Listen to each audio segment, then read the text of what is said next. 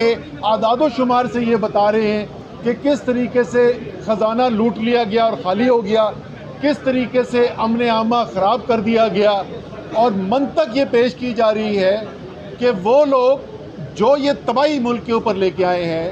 جنہوں نے یہ حالات پیدا کیے ہیں، انہی کو اگر 5 مہینے اور دے دیے جائیں تو اس کے بعد جو ہے وہ دودھ اور شہد کی نہریں بہیں گی، بجٹ بھی بے تحاشا آ جائے گا اور امن عامہ کی صورتحال بھی ٹھیک ہو جائے گی۔